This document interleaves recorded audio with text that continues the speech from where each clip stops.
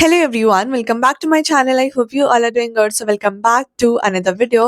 So आज की video में हम लोग बात करने वाले हैं हमारे बायोलॉजी बोर्ड एग्जाम के रिव्यू के बारे में.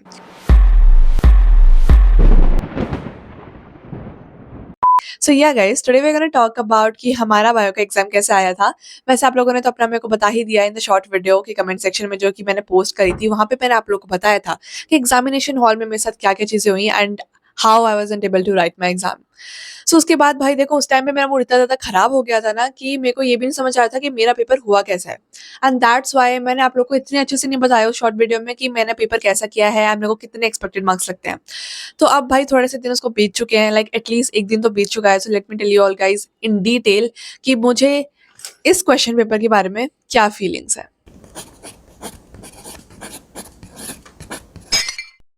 And guys, I'm gonna keep this video really short ताकि आप लोग का भी time waste ना हो and you can listen to my review. And I know most of you will be listening to this video on 1.5 or 2x speed, so it's okay, it's totally fine, so you can do that. Okay, so without any further ado, let's get straight into today's video.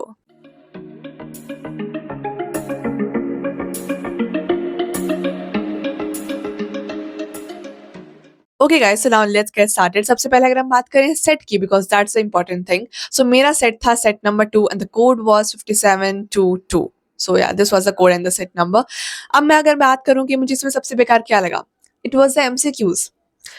जैसे ही मैंने पहला MCQ देखा मेरे को लगा हाँ यार मैंने पढ़ा हुआ है बट इट्स लाइक समथिंग कि मेरे को थोड़ा सोचना पड़ेगा. So I move towards the next MCQ. भाई फिर धीरे धीरे जैसे I was turning the pages and I was reading the MCQs, I was like कि भाई ये क्या एमसीक्यूज दे रखे हैं.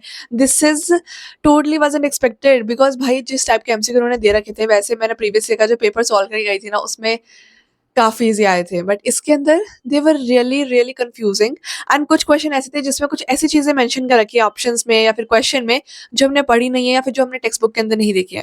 Like what was it. क्योंकि मैंने एक दो देखा, मैंने सोचा कि भाई ये तो हमने पढ़ा नहीं है तो आई गेस ये ऑप्शन तो नहीं हो सकता है. सो मैंने वो ऑप्शन टिक कर दिया जो कि हमने पढ़े हुए हैं. एंड इवेंचुअली घर आके मुझे पता चलता है कि वो गलत है. And that's why I was so stressing about the MCQs. भाई कि एमसीक्यू में इतना बेकार कोई कैसे कर सकता है. Like I made 5 MCQs wrong due to this thing. कुछ तो आप सिली मिस्टेक्स लगा लो एंड कुछ तो ये चीज़ कि भाई हमने तो पढ़ी नहीं है, ये तो हो ही नहीं सकता ऑप्शन करेक्ट. तो इस तरीके के कुछ मेरे एमसीक्यूज आए थे. एंड अगर हम बात करते हैं थ्योरी वाले पोर्शन की, सो भाई इतना अच्छा थ्योरी वाला पोर्शन आया था, मैं क्या बताऊं. Like literally it was so expected. मैं लिटरली एक्सपेक्ट करके गई थी कि ऐसे पेपर आएगा. यार मुझे बताओ हमने क्या एक्सपेक्ट किया होगा कि इंपॉर्टेंट क्वेश्चंस आएंगे. एंड दैट्स वाई जितने भी टीचर्स वगैरह होते हैं वो भी आपको हाई वेटेज टॉपिक्स बताते हैं कि भाई ये करके चले जाओ. इन केस अगर आपने कोई चैप्टर नहीं पढ़ा है तो ये टॉपिक्स कर लो, इनसे तो क्वेश्चन पक्का आएगा and you can do that. But अगर कोई बंदा इस पेपर को खोल के देखेगा, सो ही और she will definitely tell this particular thing कि इसमें से इंपॉर्टेंट क्वेश्चन तो थे ही नहीं. लाइक मेरे को ऐसा भी एक भी चैप्टर से ऐसी कोई चीज़ लगी नहीं जो कि इंपॉर्टेंट क्वेश्चन से आई हो या फिर इंपॉर्टेंट पार्ट से आई हो. Let me tell you guys कि मैं क्या क्या करके गई थी. सबसे पहले अगर मैं बात करूँ सबसे इंपॉर्टेंट चैप्टर की मॉलिक्यूलर बेसिस ऑफ इनहेरिटेंस, वहाँ पे आपने देखा होगा कितनी सारी चीज़ें हैं. जैसे कि सबसे पहले तो हमारे पास पीसीआर आता है, पॉलीमरेज चेन रिएक्शन, वो वाला टॉपिक. वहाँ पे जो 3 स्टेप्स होते हैं वो भी इंपॉर्टेंट है.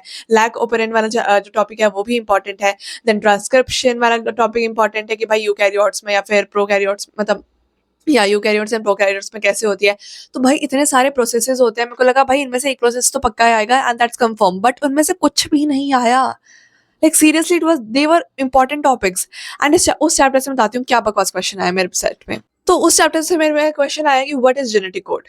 अब मुझे बताओ कि कौन सा बच्चा जेनेटिक कोड की डेफिनेशन लर्न करके गया था, बिकॉज मैं जेनेटिक कोड की डेफिनेशन नहीं लर्न करके गई थी. उसके बाद मेरे पास अगला क्वेश्चन आता है. So the next question was कि मतलब इसी के अंदर जो सेकंड पार्ट था, इट वाज लाइक कि साइंटिस्ट को ऐसा क्यों लगा कि हमें एक जेनेटिक कोड बनाना चाहिए. क्यों लगा होगा, क्यों लगा होगा.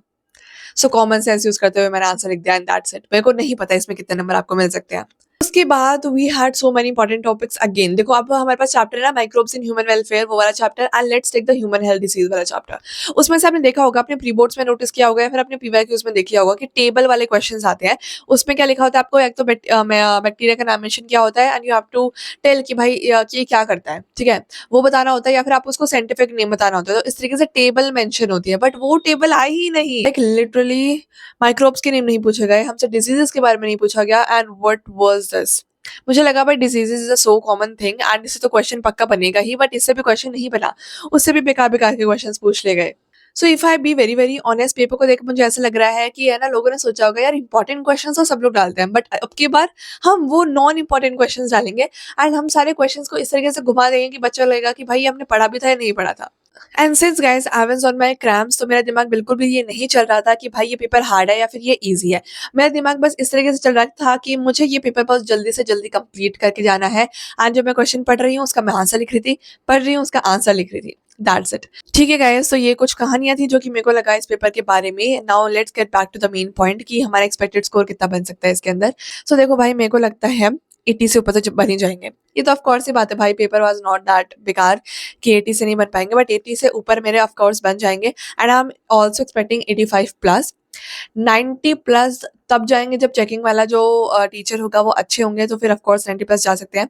अब देखो भाई, आपने अगर 5-6 एमसीक्यूज गलत कर दिए हैं, so you can't really expect 90 plus, but still 85 से ऊपर आ जाना चाहिए, बिकॉज मैंने इतना बेकार नहीं लिखा है। I have presented really well. वो अलग बात है मेरी माइंड का सेट कुछ और था उस टाइम पे, but still I tried my best कि मैं कम से कम उतना तो लिख के आ सकूं जिसमें मुझे मार्क्स मिल जाए। बट फिर भी यार, आजकल सीबीएसई के साथ एक्सपेक्टेशंस लगाने का कोई फायदा होता नहीं है, बिकॉज जो भी हम एक्सपेक्ट करते हैं वो चीज़ तो कभी होती नहीं है। सो ना ही हम एक्सपेक्टेड परसेंटेज की बात कर सकते हैं, ना ही हम एक्सपेक्टेड मार्क्स की बात कर सकते हैं। All we can talk about is study, because हमें नहीं पता है कि आगे फ्यूचर में सीबीएसई क्या करने वाला है। पर आई एम थैंकफुल कि भाई हमारी क्लास 12th खत्म हो गई है, हमारी स्कूल लाइफ खत्म हो गई है, एंड अब we have no relations with CBSE.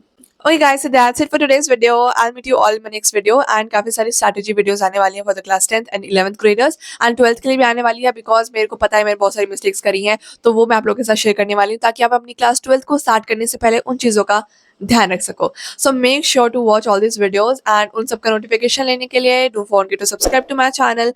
Along with that, hit the bell icon, because तभी तो notifications आएंगी। and अगर आप like करोगे तभी मेरे को मोटिवेशन मिलेगा और अच्छी स्ट्रैटेजीज बनाने का एंड आप लोग को प्रोवाइड करने का। So make sure to like this video. Let's keep a aim of 1K for now. 1000, I guess 1000 तो आप कर ही सकते हो। That's it and bye bye. Love you so much sweethearts, and I will meet you all in the next video.